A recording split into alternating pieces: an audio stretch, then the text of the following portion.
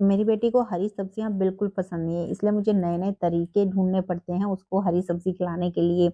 तो मैंने एक बार ये पालक की खिचड़ी बनाई थी, वो इतनी ज़्यादा पसंद आई ना, अब हफ्ते में कम से कम 2 से 3 बार वो बोल ही देती है इसको बनाने के लिए। तो अगर आपके भी बच्चे नखरे दिखाते हैं, तो एक बार ये पालक वाली खिचड़ी बनाना बहुत पसंद आएगी। तो इसके लिए पहले हमें लेने हैं आधा कप चावल, कोई से भी चावल आप ले सकते हो। और जो बिल्कुल सस्ते वाले चावल होते हैं ना, जिससे हम खिचड़ी या फिर खीर या फिर इडली डोसा का बैटर बनाते हैं, आपने वही चावल यहाँ पर ले लेने हैं। और इसी कप से मैंने 1/4 कप ली है यहाँ पर छिलके वाली मूँग दाल और 1/4 कप की सिंपल मूँग दाल। ज़रूरी नहीं है कि आपने ये दोनों ही दालें लेनी हैं, आप कोई-सी भी दाल इसमें ले सकते हो। बस आपने ध्यान रखना है कि आपने दाल और चावल दोनों की जो क्वांटिटी है वो बराबर रखनी है। यानी आधा कप अगर आप चावल ले रहे हो तो आधा कप ही आपने यहाँ पर दालें लेनी है। तो ही खिचड़ी का टेस्ट और टेक्सचर अच्छा आएगा। अब इन तीनों ही चीज़ों को अच्छे से हम वॉश कर लेंगे, करीबन 3 से 4 बार आप इसे वॉश कर लेना। मैं इसको रख नहीं रही हूँ थोड़ी देर के लिए, अगर आपके पास टाइम है तो आप 10-15 मिनट के लिए इसको ढककर भी रख सकते हैं। इससे दाल-चावल जल्दी से फूल के नरम हो जाते हैं और इसको पकने में और भी टाइम कम लगेगा। वैसे इसको पकने में टाइम वैसे भी कम ही लगने वाला है।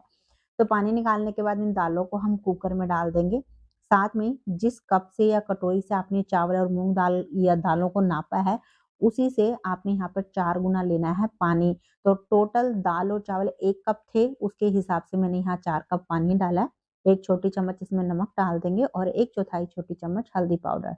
दोनों ही चीज़ों को अच्छे से हम मिक्स कर लेंगे इसमें और फिर आपने इसको तेज़ आँच पे 1 सीटी आने देनी है और फिर धीमी आँच पे 5 से 7 मिनट के लिए पका लेना है। बस इतना ही टाइम इसको लगेगा, बहुत ज़्यादा टाइम नहीं लगता है यहाँ पर खिचड़ी को पकाने में।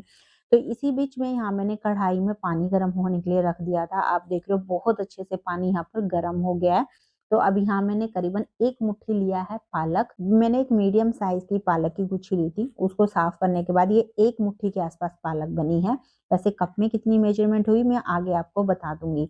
तो अब ये पालक हम पानी में डालेंगे और तेज़ आँच पे बस 1 से 2 मिनट के लिए आपने इसको पका लेना। उबालने की ज़रूरत नहीं है, 1 से 2 मिनट आप गर्म पानी में रखो। अब ये वाला जो स्टेप है वो इसलिए करते हैं कि जो हमारी खिचड़ी में पालक का कलर है ना वो बहुत अच्छा आएगा, बिल्कुल ग्रीन कलर आएगा।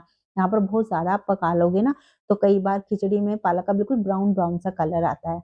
बस 2 मिनट पकाने के बाद इसको निकाल लेना और उसके बाद आपने सीधा इसको ठंडे पानी में डालना है, ताकि जो इसका कुकिंग प्रोसेस है वो रुक जाए। कुछ देर इसको रखने के बाद करीबन 1 से 2 मिनट के बाद आपने इसको अच्छे से निचोड़ लेना है और फिर आपने जा डालना है इसको मिक्सी के जार में। साथ में ही आधा से पौना कप डालेंगे इसमें धनिया पत्ती।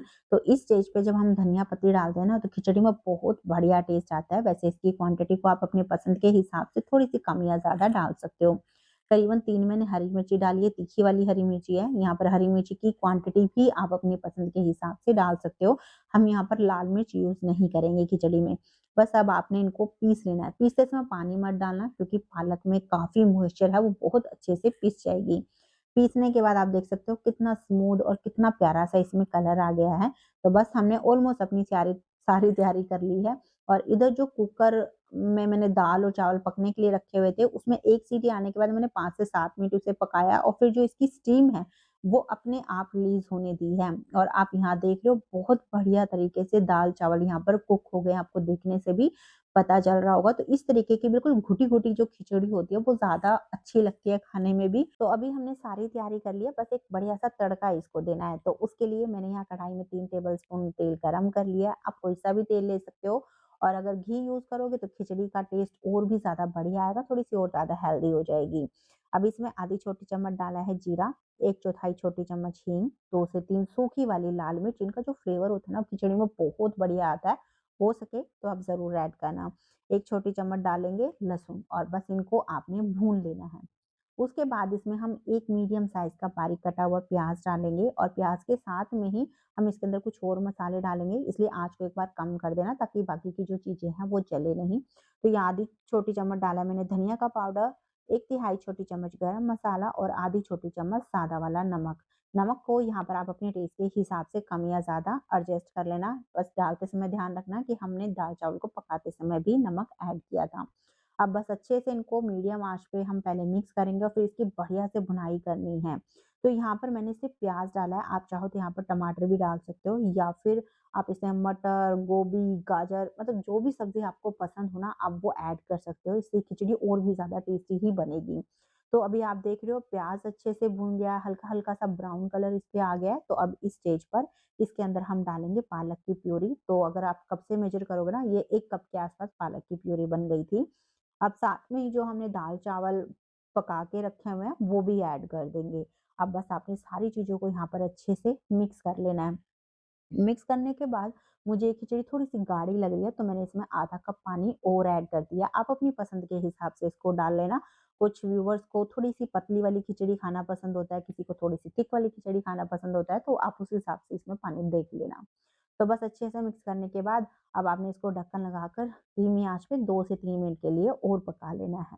तो 2 से 3 मिनट इसे पकाने के बाद ये हमारी सिंपल सी पालक की खिचड़ी अभी बिल्कुल तैयार हो गई है। इस स्टेज पे आप इसको थोड़ा टेस्ट कर लेना। अगर आपको नमक, मिर्च वगैरह कम लगती है तो आप यहाँ पर एडजस्ट कर लेना। तो अभी आप इस खिचड़ी को ऐसे ही खा सकते हो, बहुत टेस्टी लगती है ऐसे भी, पर मैं इसमें एक छोटा-सा तड़का लगा रही हूँ जिससे इसका टेस्ट और भी ज़्यादा बढ़िया आएगा। तो मैंने यहाँ पर 2 टेबलस्पून देसी घी को गरम कर लिया है, आप चाहो तो बटर भी ले सकते हो इसकी जगह पर।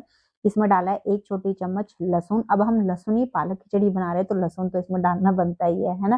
साथ में ही मैंने 1 सूखी वाली लाल मिर्च डाली है और साथ में ही आधी छोटी चम्मच कश्मीरी मिर्च का पाउडर। अब इन तीनों ही चीज़ों को अच्छे से हम घी के अंदर भून लेंगे और फिर ये तड़का डालेंगे खिचड़ी के ऊपर। उसके बाद आप इसे ढककर 5 मिनट के लिए छोड़ देना ताकि जो इसका तड़के का फ्लेवर है ना, वो बढ़िया से खिचड़ी के अंदर तक रम जाए। और 5 मिनट के बाद ये हमारी सिंपल सी लहसुन पालक की खिचड़ी तैयार हो गई है। आप देख सकते हो कितना प्यारा इसमें कलर आया है, टेक्सचर बहुत अच्छा है खिचड़ी का और टेस्ट तो बहुत ही गज़ब का आता है। अगर आपने आज तक कभी इसको ट्राई नहीं किया है तो एक बार बना के देखना, बहुत पसंद आएगा सभी को।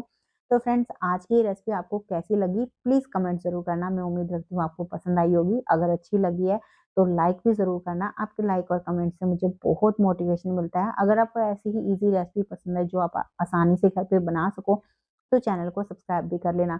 तो चलिए फिर मिलते हैं आपसे एक नई रेसिपी के साथ में।